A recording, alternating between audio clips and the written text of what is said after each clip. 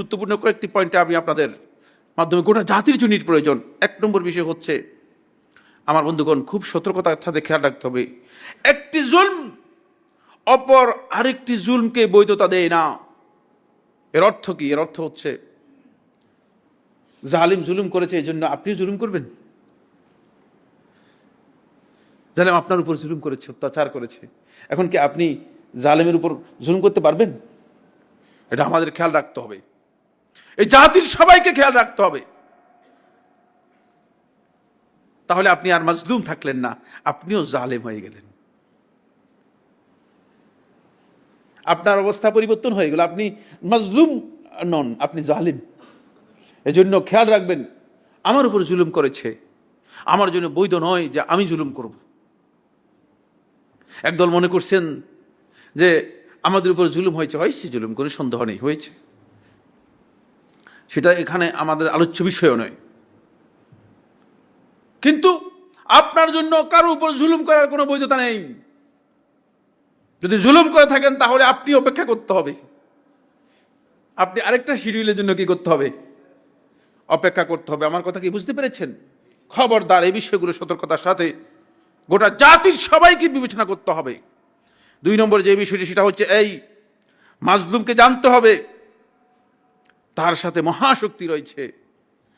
যিনি মাজলুম, তিনি বলছে আমার উপর জুলুম করছে, ভাই আমাকে কি, আপনি জানেন আপনার সাথে মহান শক্তি রয়েছে, আমার আল্লাহ সুবহানাহু ওয়া তাআলা। তিনি সহযোগিতার কথা বলে দিয়েছেন, তিনি সহযোগিতা করবেন, নিশ্চিত নিশ্চয়তা দিয়েছেন। সুতরাং আপনার হতাশ হলে চলবে না। আপনি অতটুকু জায়গায় থাকেন, আল্লাহ তাআলার কাছে চান, দেখবেন যে এর সহযোগিতা আসবেই, হয়তো আজকে অথবা কিছুদিন পর, হয়তো সময় নিবে। তিন নম্বর যে পয়েন্টটি, সেটা হচ্ছে এই, বন্ধুগণ, জালেমকে বুঝতে হবে তার সামনে অবধারিত একটা শাস্তি রয়ে গিয়েছে, তা কোন দিক থেকে আসবে সে বুঝতে পারবে না, কল্পনা করতে পারবে না। সানাস্তাদরিজুহুম মিন হাইসু লা ইয়ালামুন, তাদেরকে এমন দিক থেকে আমি পাকড়াও করব তারা চিন্তাও করতে পারবে না, বুঝতেও পারবে না। কোরআনের বক্তব্য, মিন হাইসু লা ইয়ালামুন, কারণ আমি এটা জানি যে কোন দিক থেকে পাকড়াও করব। আমি মনে করেছিলাম যে যে দিকটা আমার জন্য খুবই নিরাপদ হতে পারে, যে সেই দিকটা আমার জন্য সবচেয়ে বেশি ভয়ঙ্কর হতে পারে। এই জন্য জালেম খেয়াল রাখতে হবে, আল্লাহ রাব্বুল আলামিনের পাকড়াও অত্যন্ত কঠিন। এরপরে যে বিষয়টি আমাদের খুবই গুরুত্বপূর্ণ, সেটা হচ্ছে 4 নম্বর পয়েন্ট, জুলুমের সহযোগী জালেম। সুতরাং জালেম থেকে দূরে থাকা, এটি বিরত থাকা ঈমানের দাবি এবং অত্যন্ত গুরুত্বপূর্ণ বিষয়। বন্ধুগণ, জালেম যদি আপনাকে সহযোগী হিসেবে না পেত, আমাকে আপনাকে যদি সহযোগী হিসেবে না পেত, তাহলে সে এই জুলুম করতে পারত না। এই জন্য আমাদের সবাইকে জানতে হবে, যারা এই সহযোগিতা করেছেন তারা অবশ্যই প্রত্যাবর্তন করতে হবে, আল্লাহ তাআলার কাছে তারা তওবা করে ফিরে আসতে হবে। কারণ জুলুমের সহযোগিতা করাই হচ্ছে জালেম, এবং তার শাস্তির কথা আমি বলেছি, তাদের শাস্তি সমান হবে। 5 নম্বর যে পয়েন্টটি, সেটি হচ্ছে জালেমের থেকে আমাদেরকে অবশ্যই দূরত্ব বজায় রাখতে হবে, জালেম যাতে বুঝতে পারে যে তার সহযোগিতা করার মতো কেউ নেই। এরপরে যে পয়েন্টটি, সেটা হলো, আমার বন্ধুগণ, আজকে যারা ক্ষমতায় আছেন বা ক্ষমতায় আরও ছিলেন, থাকবেন, তাদের জানা দরকার, ক্ষমতা হচ্ছে দ্বিমুখী অস্ত্রের মতো। দ্বিমুখী অস্ত্র বুঝেন কিনা? এদিকেও কাজ করে, এদিকে কাজ করে, ছুরি আছে, ডানেও কাজ করে, বামেও কাজ করে। ক্ষমতাটাও এমন, এটা হয়তো জুলুমের বাহন অথবা সম্মানের বাহন। এই পৃথিবীর ইতিহাসে বেশিরভাগ ক্ষেত্রে জুলুমের বাহন হিসেবে ব্যবহৃত হয়েছে, কিন্তু সম্মানের বাহন হিসেবে ব্যবহৃত হয়েছে। কিন্তু ক্ষেত্রটা, যারা এই ক্ষমতাকে নিজেদের ক্ষমতার হক অনুযায়ী গ্রহণ করতে পেরেছিল,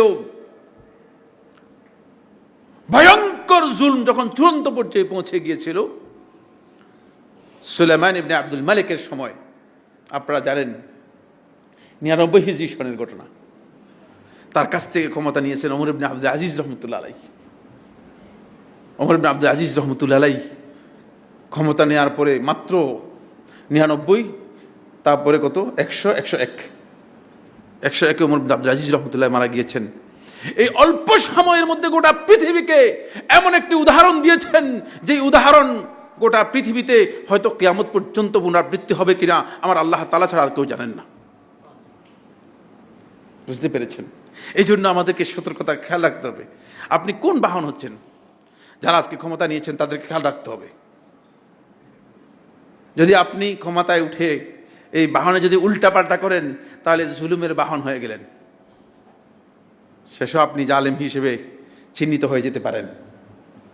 এই জন্য ক্ষমতার যে হক রয়েছে সেই হক অনুযায়ী যারা গ্রহণ করতে পারবে, তারাই কেবলমাত্র ক্ষমতাকে কি করতে পারবে, ব্যবহার করতে পারবে ইনসাফের বাহন হিসেবে, সম্মানের বাহন হিসেবে।